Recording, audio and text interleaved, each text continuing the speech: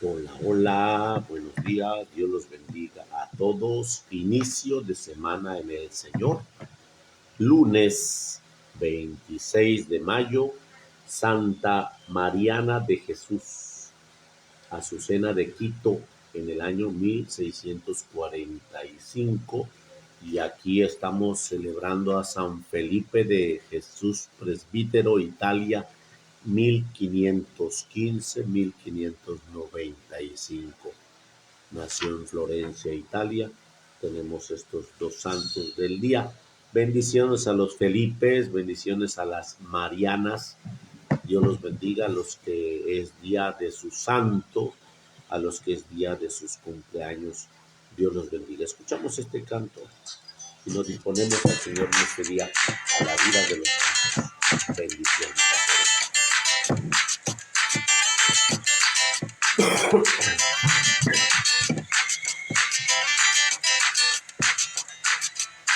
María, tú, intercesora, María, tú, Nuestra Señora, María, tú, intercesora, María, tú, Nuestra Señora, eres la gracia viva, Dios contigo, eres la elegida.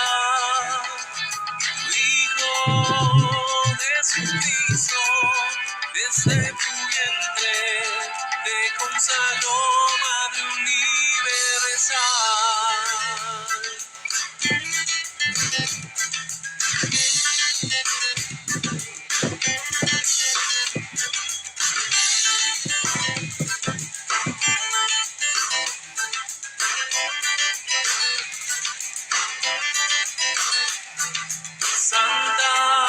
Santa María, Madre de Dios, Madre del hombre, guía tu fortaleza, ejemplo vivo, perseverancia en Jesús. María, tú, intercesora, María, tú, Nuestra Señora, María, tú, intercesora, María, tú, Nuestra Señora.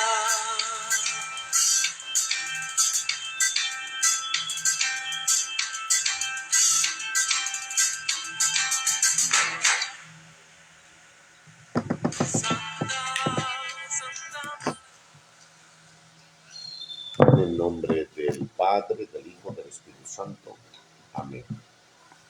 Santa Mariana de Jesús, Azucena de Quito, en el año 1645.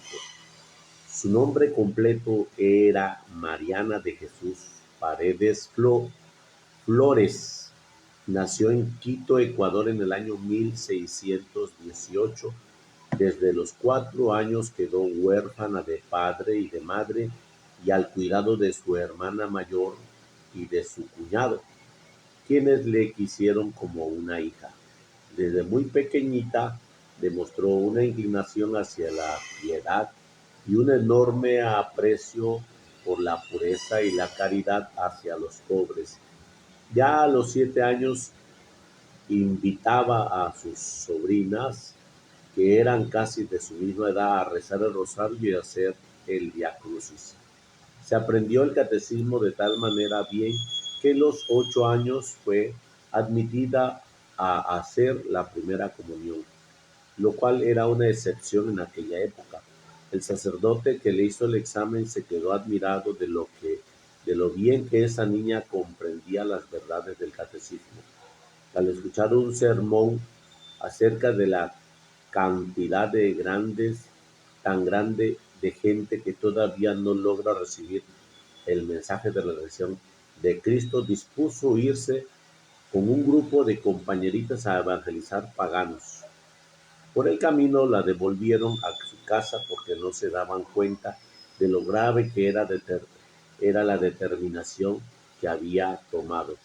Otro día Se propuso irse con otras niñas a una montaña a vivir como anacoretas dedicada al ayuno y a la oración, y afortunadamente un toro muy bravo los devolvió corriendo a la ciudad.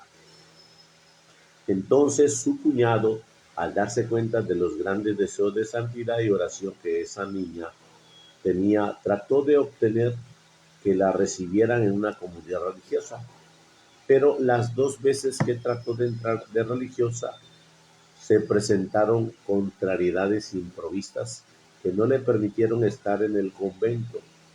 Entonces ella se dio cuenta de que Dios le quería santificar quedándose en el mundo. Se construyó en el solar de la casa de su hermana una habitación separada y allí se dedicó a rezar y a meditar y a hacer penitencia. Había aprendido muy bien la música y tocaba hermosamente la guitarra y el piano. Había aprendido a coser y a bordar, y todo esto le servía para no perder tiempo en la ociosidad. Tenía una armoniosa voz y sentía con gran efusión por el canto y cada día se ejercitaba un poco en esa parte, en esa arte. Le agradaba mucho entonar cantos religiosos que le ayudaban a meditar y a levantar su corazón a Dios. Su día lo repetía entre la oración, la meditación, la lectura de libros religiosos, la música, el canto y los trabajos manuales.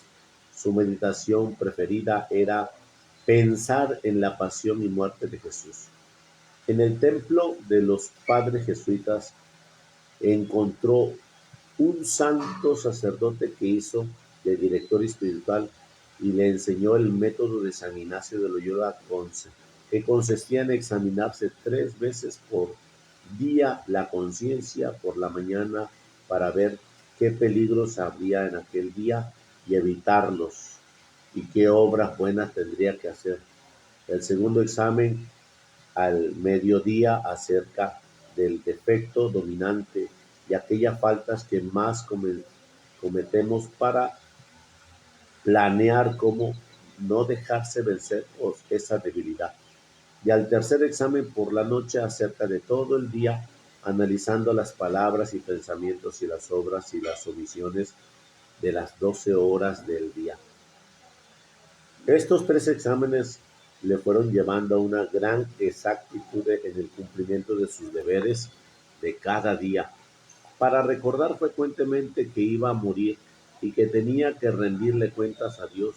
Se consiguió un ataúd y en él dormía varias noches cada semana, y en el tiempo restante lo tenía lleno de almohadas que semejaban un cadáver para recordar que lo esperaba al final de la vida y al final del día.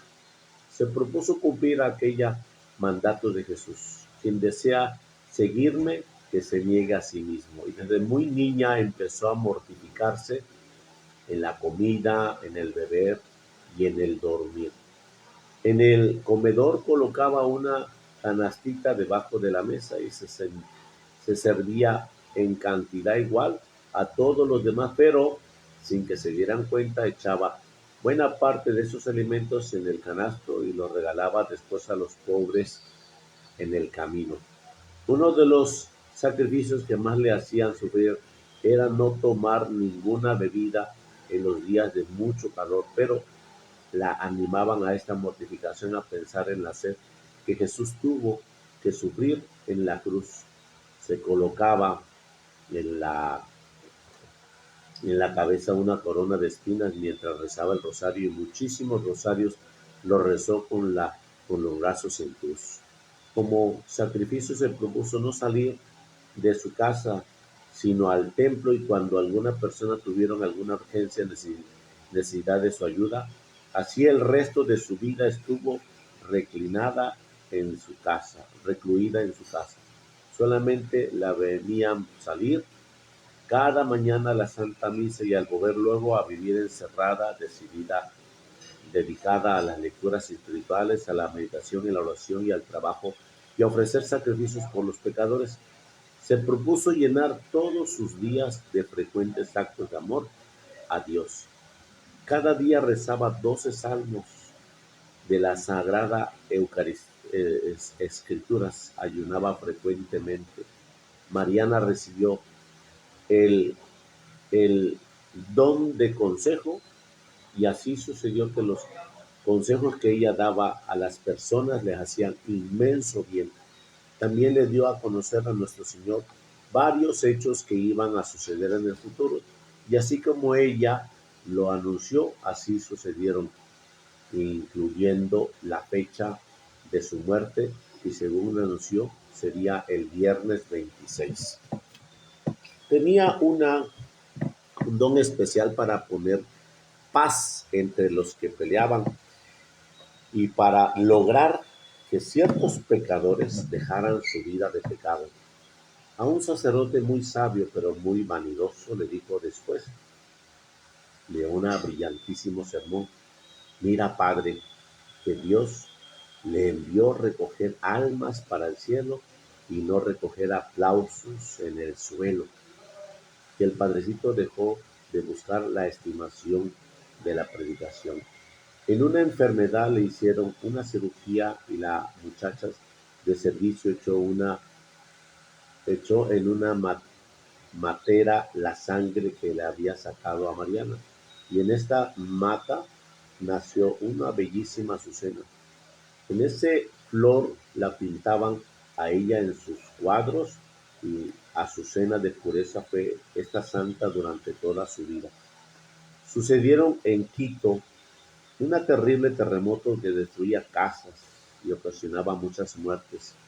Un padre jesuita dijo en un sermón: Dios mío, yo te ofrezco mi vida para que se acaben los terremotos. Pero Mariana exclamó: no, Señor, la vida de ese sacerdote es más necesaria para salvar muchas almas. En cambio, yo no soy necesaria. Te ofrezco mi vida para que cese este terremoto. La gente se admiró de eso y aquella misma mañana al salir del templo ella empezó a sentirse muy enferma, pero desde esa mañana ya no se repitieron los terremotos. Una terrible epidemia estaba causando la muerte de centenares de personas en Quito, Ecuador.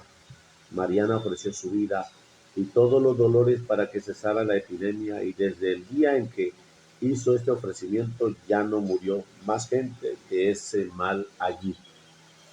Por eso el Congreso de Ecuador le dio en el año 1946 el título de heroína de la patria.